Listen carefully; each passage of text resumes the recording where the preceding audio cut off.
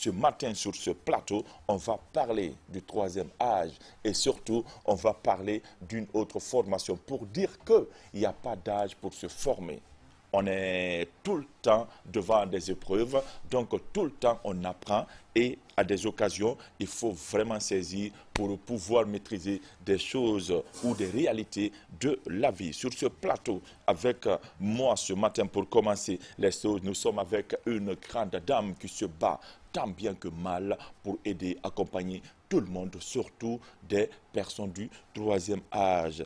Et c'est la secrétaire chargée de l'organisation et de la logistique de l'ONG, Université du troisième âge de Guinée, Madame Radja Tcherno-Sara Sek, avec nous. Radja, bonjour. Bonjour, M. Ifono. Bonne année, Radja. Merci beaucoup à vous. La famille, les enfants, tout le monde va bien? Merci infiniment. Tout le monde va bien. Merci. Dieu merci. Et de l'autre côté, nous avons El Hadj Kerno Ousmane Ly, le fondateur de cette université du troisième âge de Guinée. El Hadj, bonjour. Bonjour, M. Ifono. Bonne arrivée. Merci. On vous a réveillé, secoué ce matin-là. On va bien parler ce matin. On va bien parler, hein? Merci. Donc, vous avez compris, nous avons ces deux invités VIP avec nous ce matin pour parler de l'université du troisième âge. Vous aurez tous les détails, toutes les explications, parce que y en a qui se disent université du troisième âge. Qu'est-ce que c'est? Parce que l'université, c'est pour les études supérieures et c'est pour tout le monde. Mais pourquoi cette différence du troisième âge? Radja El Hadj, présentez-nous cette université et derrière, on va parler de la vision, les objectifs et surtout un lancement qui est prévu pour tout le monde, pour toute la Guinée, le 30 de ce mois de janvier. Effectivement. Ouais. Encore bonjour, M. Ifono, Ouais. et bonjour à vos voyants téléspectateurs. Ouais. Je suis très heureuse d'être parmi vous ce matin Merci. pour tout ce que vous faites pour ce pays. Merci beaucoup. Et j'espère que vous soyez du troisième âge ou pas. Ah oui, que vous adhérez à notre amen, ONG. amen, amen, amen. Bien, l'université du troisième âge, c'est une appellation qui a été donnée à notre ONG Ok. à partir d'une création Mhm, d'un professeur d'université. mhm.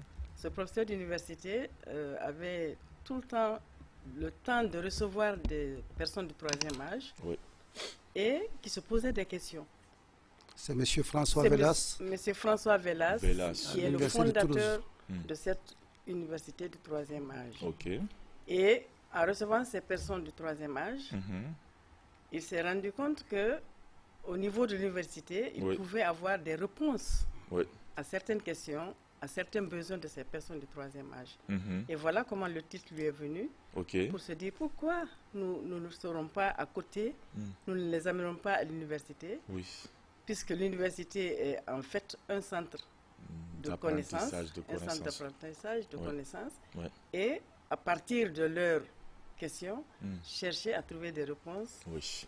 à partir des jeunes qui fréquentent cette université. Intéressant. Et alors, en 1973, il s'est dit, alors, je lance l'université du Ok. troisième âge. Ok. Nous n'avons pas le temps de former des gens pour avoir des diplômes, Mhm. ce n'est pas cela, Ok. différemment à l'université ordinaire, Ordinaire, oui. mais nous allons recevoir des gens de troisième âge, Oui. essayer de connaître leurs besoins, Mhm. essayer de chercher à trouver des solutions à leurs questions. Ok. Voilà comment est née l'université du troisième âge. Bien dit. Avant, oui. Vous voulez Alors, ajouter ce qui est quelque chose? agréable un peu dans ça, et ça doit nous inspirer, Mm. c'est que M. François Velas a hérité de cette activité de son propre père qui a commencé. Mhm. Et lui, aujourd'hui, c'est le président de l'Université internationale du troisième âge. Wow. Son adjoint est un Chinois. Mhm. Alors, ce n'est pas nouveau. Et si vous regardez étymologiquement ce mot à partir de l'origine, Ouais. université veut simplement dire regroupement. Oui. Donc il n'y a pas une catégorie spécifique pour Donc, dire... un univers de regroupement. Exactement. Ok. C'est un univers de regroupement. Ok. Donc l'université du troisième âge existe dans plusieurs pays. Mhm. Figurez-vous que c'est la 103e session qui a eu lieu tout récemment à Maurice, à laquelle d'ailleurs Hadja a participé. Les îles Maurice, hein? Les îles Maurice, Maurice, oui. oui. Et donc, aujourd'hui, c'est devenu une organisation mondiale. Mhm. Alors, au départ, les problèmes qui naissaient au niveau des seniors, on le prenait au plan social tout simplement. Ouais. Je crois que la Guinée, par son intervention, parce que nous avons été inspirés du Sénégal, on a dit, on rentre dans cette logique-là que si on peut apporter quelque chose, non seulement aux seniors, mais aussi aux juniors. Oui. Parce que si vous créez de l'activité pour des seniors, les maîtres de l'activité, ce sont les jeunes et les femmes. Okay. Donc il faut absolument prendre cet environnement comme l'environnement de l'activité de façon productive. Bien dit. Est-ce que moi j'aimerais comprendre, avant de parler des objectifs et de la vision, qui est-ce qu'on peut qualifier de troisième âge? Nous allons à partir de 50 ans. De 50 ans. À partir de 50 ans. Ok. Voilà. Ok. Même si en Guinée, les gens pensent à 80, mais au plan international, les gens pensent à 50 ans. À 50 ans. Ouais. Ok. À présent, après cette présentation, on va connaître ici, vous, votre vision spécifiquement pour la Guinée. Hein? Quels sont vos objectifs? Alors, il y a un certain nombre d'éléments qui sont importants. Je vais prier les spectateurs d'accorder beaucoup d'attention aux détails que je vais donner. D'abord, il y a la satisfaction de services de base. Ok. Il y en a majoritairement 5 qui représentent la motivation des hommes. Ok. C'est se soigner si on est malade, Oui. c'est se nourrir, On a besoin de ça, oui. c'est habiter, c'est trouver des revenus et c'est surtout être en sécurité, Oui. maintenant et demain. Alors, cette motivation, ou du moins cet ensemble de motivations, ne représente pas le bonheur. Ok. On peut avoir un ou deux des éléments et être heureux. Oui.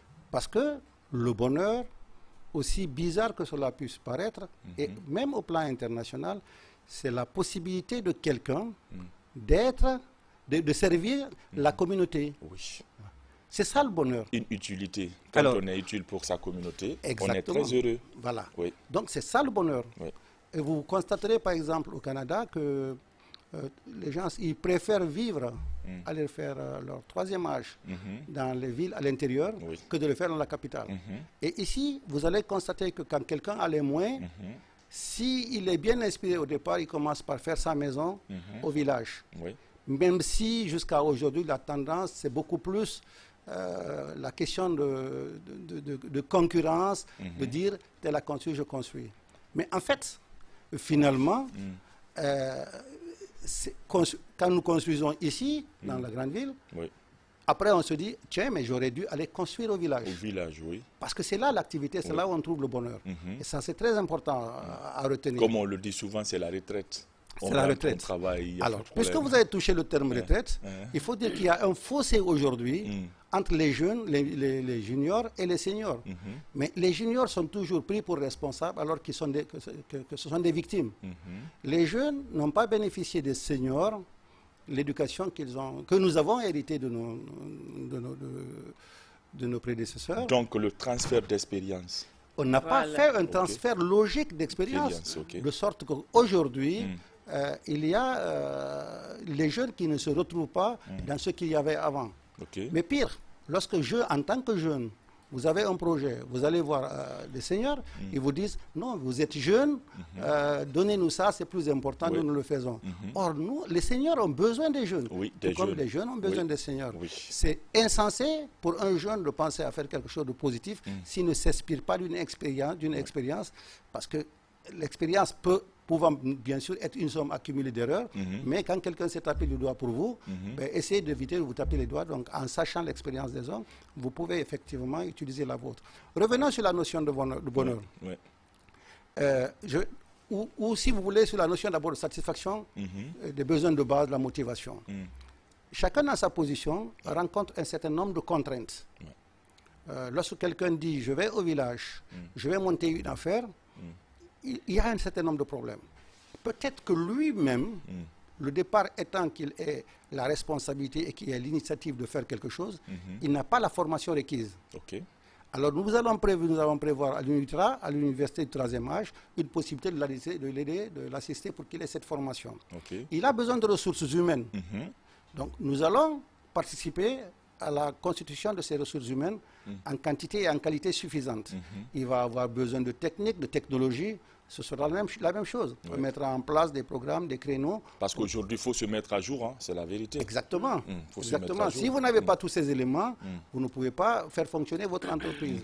Et si vous produisez quelque chose, si vous n'arrivez pas à l'écouler, vous n'allez plus produire l'année qui arrive. Et ça arrive à beaucoup de nos producteurs. Donc, c'est tout cet ensemble-là que nous allons aider à mettre en place. Donc, au plan administratif, on va les assister. Parce qu'on est en relation avec le gouvernement et on s'inscrit, ça je le dis tout de suite, dans l'activité gouvernementale.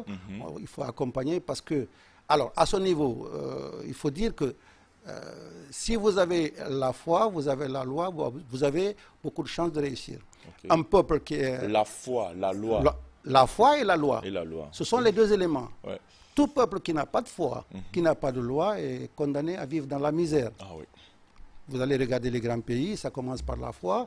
Je donne un simple exemple, regardez les États-Unis. La foi les a fondés, ils se maintiennent par rapport à la foi. Et sur leur monnaie, c'est écrit « In God we trust ». C'est en Dieu nous croyons.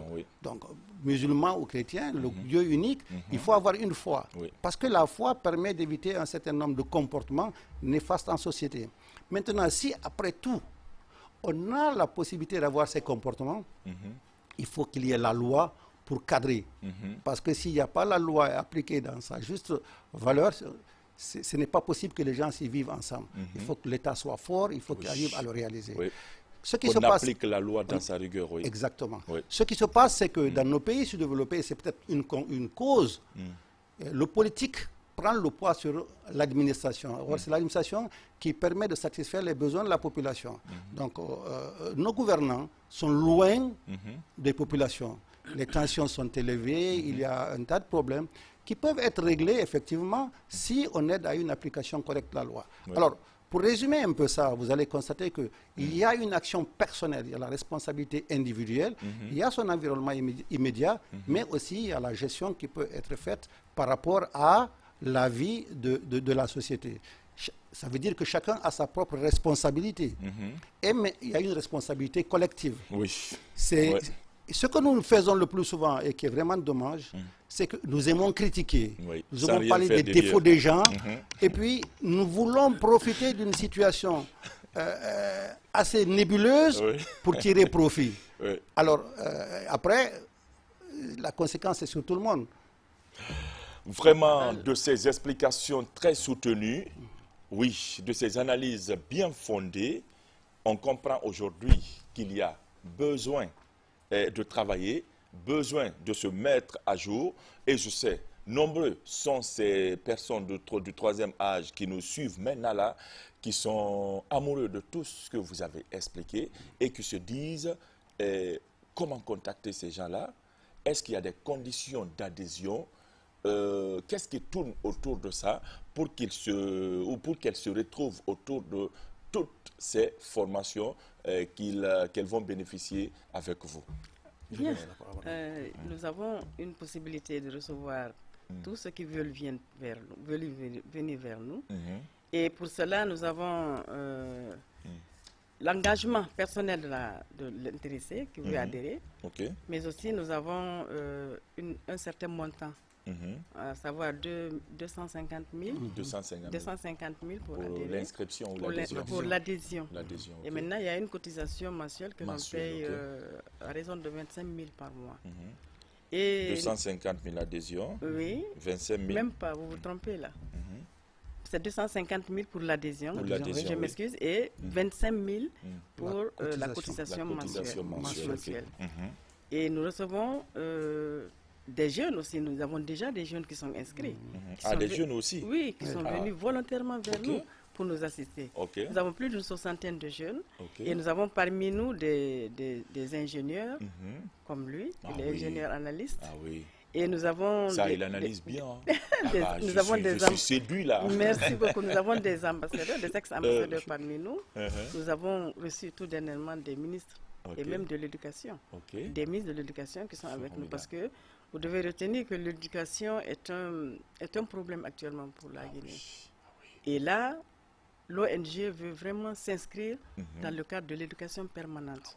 Un problème crucial. L'éducation permanente, c'est-à-dire que non seulement nous voulons assister le système éducatif pour l'aider à relever le niveau de l'enseignement actuellement, mais aussi... Donc la formation des formateurs. La formation des formateurs, c'est un point sur lequel nous voulons beaucoup agir, mais aussi aider les personnes âgées à se mettre à jour, comme vous venez de le dire. Parce que les NTIC, c'est un problème pour les personnes âgées. C'est un problème. Retenez, nous avons été à l'île Maurice et un des adhérents nous a dit, moi je suis heureuse aujourd'hui, une adhérente pardon, elle dit je suis heureuse aujourd'hui parce que je peux communiquer avec mes enfants par le téléphone, avec les réseaux sociaux. Les réseaux sociaux. Donc, ça lui permet de communiquer à moindre coût avec ses enfants. Et c'est là, au sein de cette ONG, UNITRA Île Maurice, qu'elle a appris à manipuler le téléphone, même à mettre les unités à l'intérieur du téléphone et se servir du téléphone pour pouvoir communiquer aisément avec ses enfants et le temps voulu. Ensuite, par l'expérience que nous avons au sein de notre groupe, nous pensons que nous pouvons assister l'État dans ce domaine de l'éducation permanente.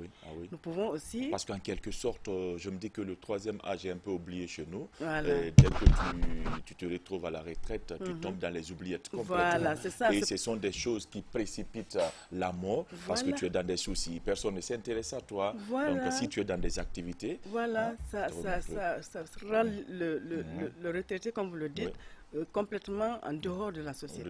Et c'est ce que nous voulons éviter. Et là, si les facultés cognitives sont parties, l'espoir n'est plus là, ça veut dire que l'on ne vit plus. On tourne dans son salon et puis on ne sait plus à quel sens se vouer. C'est pour ça que les gens ont peur justement de la retraite. Ils ont peur de la retraite, ils gardent les places, ils vont jusqu'à... Il a tellement peur de la retraite. S'il a 60 ans, il se bat pour diminuer à 40 ans. Voilà, voilà, ce sont des astuces. Écoutez, je crois que c'est logique, vu les conditions dans lesquelles nous vivons. Et le manque d'espoir sur ce qu'on va faire demain crée vraiment le désespoir. Donc, et c'est pour ça qu'on finira par comprendre que l'université de troisième âge est une deuxième façon de vivre. Je vous donne un simple exemple. C'est bonne chance. Un simple exemple. Lorsque je vous ai dit que nous essayons de lever les contraintes qui existent au niveau des personnes pour qu'effectivement les gens arrivent à être heureux, prenons un peu les positions des gens. Prenons le Guinéen, qui n'est pas à l'extérieur. Il est à Conakry ou il est à l'intérieur du pays, il faut qu'il ait ses services de base. Prenons celui qui est à Conakry, donc il a fait sa première maison, il a des moyens. Je vais ouvrir une parenthèse pour dire simplement que d'abord, l'université du troisième âge, ce n'est pas seulement pour les intellectuels. Donc c'est pour tout le monde. Tout le monde. C'est pour tout le monde, tous ceux qui... Donc un environnement d'épanouissement réservé à tout le monde. C'est pour ça que nous l'appelons une plateforme d'incubation. Donc ça, j'ai parlé des Guinéens qui sont ici. Nos compatriotes qui sont à l'étranger, ils ont toutes les difficultés à abandonner, si vous voulez, à diminuer leur considération pour tous les services qui sont à l'étranger et ils pensent à revenir pour faire quelque chose. Ils rencontrent énormément de difficultés. Il y a le conflit qui existe entre nos compatriotes à l'étranger et nous qui sommes ici, qui ne devrait pas exister. Alors, eux, ils veulent revenir. Mais figurez-vous que ceux qui vivent dans les pays développés, ils envoient leurs enfants dans les... comment ça s'appelle déjà? Les camps? Dans les maisons de retraite? Non, c'est les enfants... Les jeunes, ou les vieux, ok. Ça va venir. Ça va venir. Donc, il les envoie dans les crèches. Dans les crèches, oui. Dans les crèches, et puis... Alors, les écoles maternelles. Et quand ils vieillissent... Les jeunes les envoient dans les maisons de retraite. Ils ne peuvent pas avoir le bonheur dans les maisons de retraite parce qu'ils ne participent pas auprès des populations. Donc nous allons faire en sorte que les amis de nos compatriotes qui sont à l'étranger puissent trouver une deuxième vie. C'est-à-dire qu'ils viennent, pas qu'on les mette ici dans des maisons de retraite, mais qu'ils viennent s'installer. Comme le dit un ami, que la maison de retraite est une prison dorée. Parce que c'est le même mouvement. On te dit rentre, sors, viens ici, on fait tout pour toi. Voilà. Vous allez constater que dans nos pays, j'ai vu beaucoup d'exemples à la télé, au Sénégal, et je sais qu'il y a par exemple un blanc qui est à Dalaba, qui a fait venir sa femme, il est marié, et puis il s'occupe des activités, et celui-là, je crois, on va le chercher, on va le rencontrer pour qu'il montre un peu son exemple à la population. Donc il faut qu'on crée un environnement où ces gens-là vont arriver, bénéficiant de tous les services de base dont on parle, il y aura un effet boule de neige.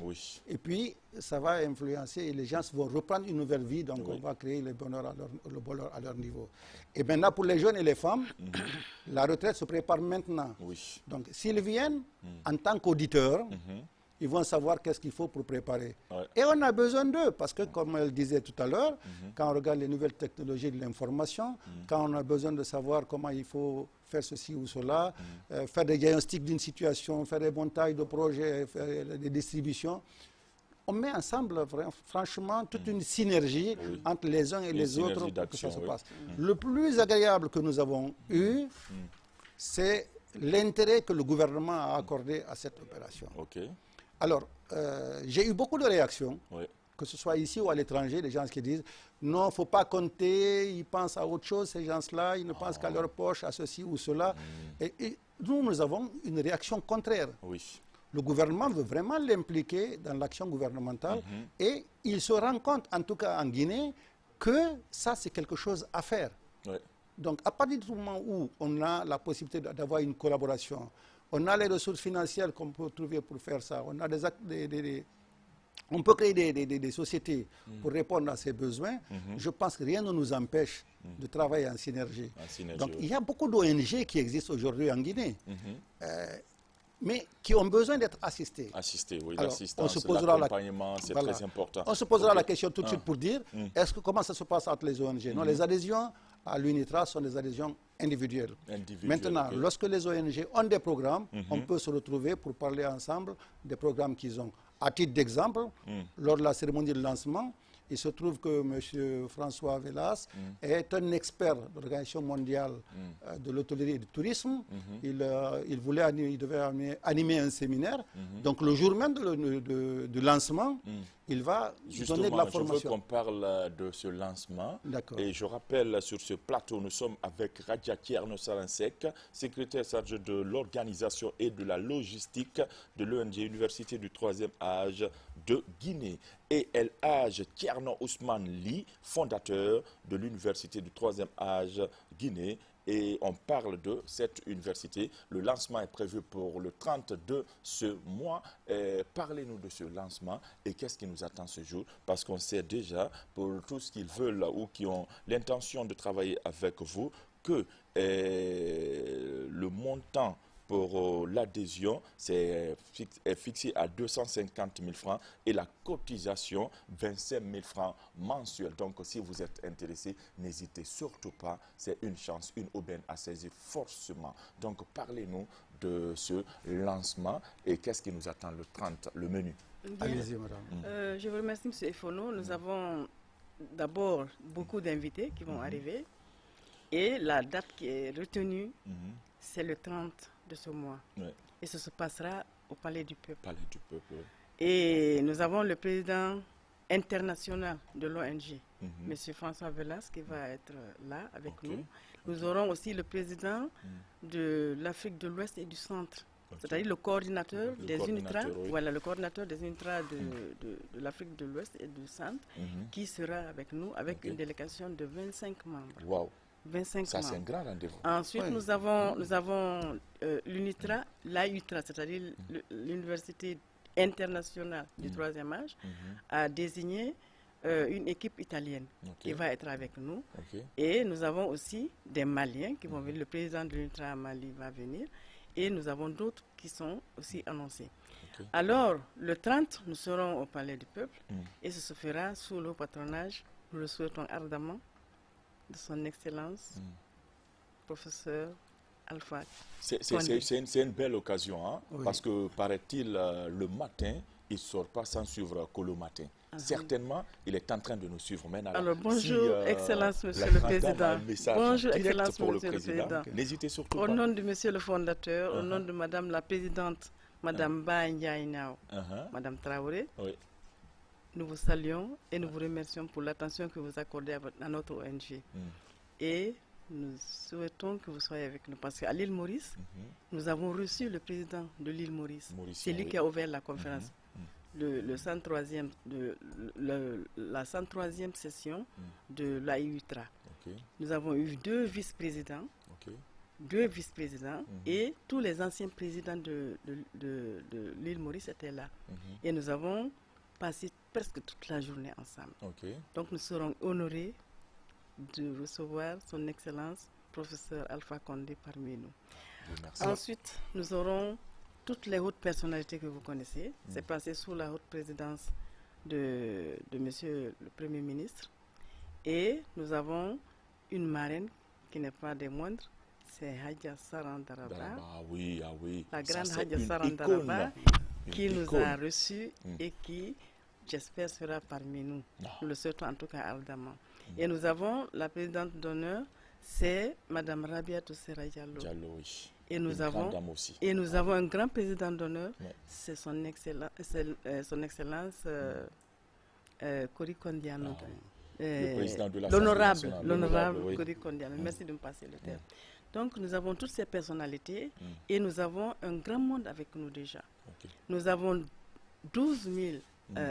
1200 femmes qui sont déjà avec nous, qui veulent nous accompagner. Bien dit. Et nous avons en partenariat toutes les universités presque de la place qui vont nous donner des jeunes, qui vont être avec nous. Et il y en a qui ont déjà adhéré et ils seront avec nous. Et nous invitons tous les autres qui n'ont pas été cités à être parmi nous.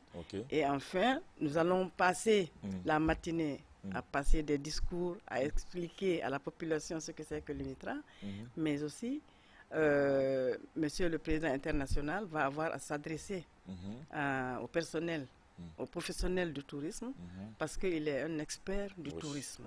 Et enfin, nous allons organiser un dîner gala à Sheraton, si le Tout-Puissant le veut bien. Le veut bien. Merci. Vous avez vu, c'est un menu très alléchant qui nous attend. Donc, rendez-vous le 30 du côté du Palais du Peuple. Venez massivement. Ensemble, on va faire la fête. Ensemble, on va accueillir à bras ouverts, cette grande université du 3e âge, Guinée, avec toutes ces personnalités qui vont se déplacer, qui seront ce jour avec nous. Donc, Monsieur Ly, et là, on a... Je voudrais effectivement aussi m'adresser à Son Excellence, Monsieur le Président de la République. D'abord pour dire que je ne serais pas arrivé à cette position aujourd'hui si Madame Naïdia ou Madame Traoré Ndiaye n'était pas là. Elle a pris vraiment ce bébé, elle en a fait une grande chose. Et c'est pourquoi... je ne sais pas si c'est maman qui me l'a interdit, mais je ne suis plus le président fondateur, je reste fondateur et toute l'organisation, toute la gestion revient maintenant à Madame Naïdia. Donc on quitte le Gondwana. Voilà, on quitte le Gondwana parce que je ne vais pas me faire tabasser. Donc c'est Madame Naï, je veux profiter de cette antenne pour la remercier et la recommander spécifiquement à Son Excellence parce qu'elle a fait vraiment de très bonnes choses et on doit pouvoir l'accompagner dans ce qu'elle est en train de faire. La deuxième chose, c'est que nous ne négligeons pas toutes les contraintes qu'il y a. En dépit des difficultés qu'il y a aujourd'hui pour quelqu'un qui a de bonnes idées de s'exprimer dans ce pays-là, nous avons pu avoir le soutien nécessaire pour mettre en place cette ONG et nous avons adhéré auprès du gouvernement pour aider à résoudre ou du moins à réduire toutes ces contraintes que vivent les Guinéens. Ça fait partie d'une mission du gouvernement. Donc on est ensemble. Si nous sommes sollicités, ce que nous souhaitons, nous allons participer à rapprocher les dirigés aux dirigeants. Donc pour essayer de régler ces problèmes-là. Vraiment, merci pour tous ces détails, merci pour toutes ces explications. Nous, de tout cœur, on vous accompagne. Merci. Nous serons là pour les images sur Plaît à Dieu. Merci. Et derrière, nous serons très heureux de vous recevoir encore sur ce plateau pour le compte rendu final, parce que tout ce que vous avez expliqué ici, tout est intéressant. Merci Elhaj. Oui, mais est-ce que je peux revenir sur une chose qui est importante que les gens devraient savoir? La Chine excelle un peu peut-être en matière d'université de troisième âge. Vous avez 200 millions d'adhérents en Chine. Il y a plus de 60 000 universités. Et c'est devenu aujourd'hui, comme je le disais, une organisation mondiale. Donc il y a l'ONG, mais aussi il y a la participation du gouvernement. Ça devient, le challenge maintenant n'est plus apporté par l'ONG elle seule, mais en complicité avec le gouvernement dans la réalisation de ce qu'on a à faire. Nous, tout ce qu'on veut, c'est le déclic. Est-ce qu'il y a cette contrainte identifiée et à quel niveau? On va faire le diagnostic, on va proposer des solutions et on reste sur la table et puis après, on va voir comment ça se passe. Donc, il faudrait que l'État surveille les résultats que nous allons atteindre. Nous avons besoin de suivi. Je voudrais dire rapidement que nous avons eu, grâce à l'efficacité de Madame la Présidente, à intégrer déjà l'université internationale, à l'organisation internationale. Et il y a bien des pays africains qui ont déjà adhéré, mais qui sont encore un peu en retard par rapport à nous. Malgré que nous ne sommes nés qu'au mois d'août. C'est-à-dire que nous n'avons eu l'arrêté que le 16 octobre. Mais qu'à cela ne tienne, nous avons assisté au 103e congrès et déjà Madame la Présidente l'AITA Guinée est membre de du conseil d'administration de l'Association internationale des universités du troisième âge. Et je vous dis que c'est un grand mouvement et qui va vraiment connaître un épanouissement parce que le siège va être construit en Chine et nous avons en vue de pouvoir construire notre siège ici et construire des cases des aînés. Partout on sera, vous imaginez? Pour qu'on se retrouve en famille, dans une véritable communauté, et pour toujours aider, tous les jours, pour toujours, Parce que vous vous rappelez, la dernière fois, on parlait d'une fillette qui a été violée, d'une fillette de 7 mois. Et si nous avons des cases des aînés quelque part, nous pensons que nous pouvons être utiles en aidant ces femmes pour les laisser, pour les libérer, pour aller faire leurs activités, à les aider à nous occuper des enfants. Vraiment, merci à vous. Où nous joindre pour vous joindre, vite fait. On est à Lambagne. Oui, c'est le Carrefour Waria, à la résidence Kantaya. Résidence Kantaya, Lambagne. Voilà. Résidence Kantaya. Donc, notez bien, l'université du troisième âge chez nous, il n'y a pas de souci, donc vous serez bien reçus et ça va se passer formidablement. Elhaj Thierno Ousmane Ly, merci. Merci et du courage pour tout ce que vous êtes en train de faire. Elle a dit d'entrée de jeu, moi je le dis en dessert. Dieu paye chacun pour ce qu'il fait. Alors lorsque vous avez une tâche, vous l'accomplissez, sachez que vous allez être payé. Si quelqu'un vous paye, ça diminue un peu ce que Dieu va vous payer. Alors je vous encourage, accrochez-vous et puis faites en sorte que vous ne soyez pas par arrière, mais que vous avanciez. Merci, ça va faire. Les conseils sont entendus et on va se battre pour ça. Merci maman. Merci et surtout bonne chance. De cœur, on vous accompagne.